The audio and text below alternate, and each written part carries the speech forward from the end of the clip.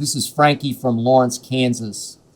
Does your hatred for the Eagles trump your love for Jalen Hurts? That is a great question. You got me. I believe I've mentioned this also before, but maybe not. I've despised the Philadelphia Eagles since I was 10 years old. My parents attended an Eagles exhibition game, a preseason game that was played at the University of Oklahoma. We lived in Oklahoma City, obviously. It was played at Norman. It was one of those barnstorming games that featured a former OU star who won the Maxwell Award as college football's best player. His name was Tommy McDonald. You may or may not have heard of him. He's in the Pro Football Hall of Fame, made 6 Pro Bowls. He was a driving force of the Eagles winning the 1960 NFL Championship Game as a running back / receiver, a Christian McCaffrey type, except more explosive as a receiver.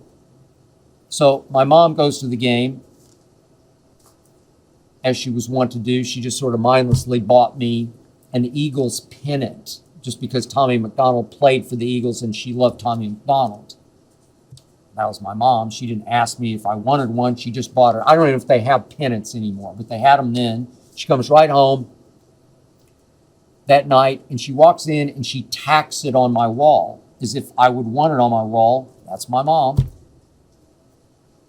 God rest her soul. And I despised it.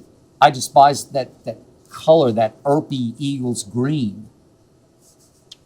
It stayed up there for 2 years until finally one day I just said, I don't care what she says. I'm taking it down and I'm trashing it. And I did, and she didn't notice, thank God. But to me, the Eagles were always the villains of the division versus the cowboy good guy heroes. At least that's how it came across to me, certainly as a little kid. But that's until now.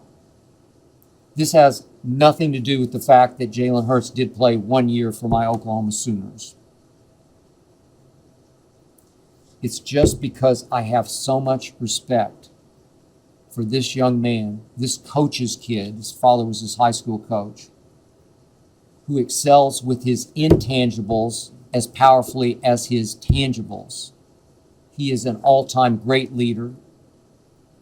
He is a great playmaker, big game, big play playmaker, who has underrated passing skills and quarterback intellect. I tweeted the moment he was stolen by the Eagles in the second round, that he's going to change life in Philadelphia, that he would instantly be better than Carson Wentz. And he was, and he has.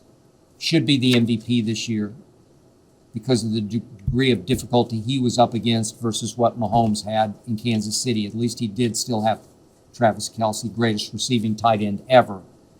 So, yes, I am now picking Jalen Hurts. I am rooting for Jalen Hurts, despite the ugly uniform he is forced to wear.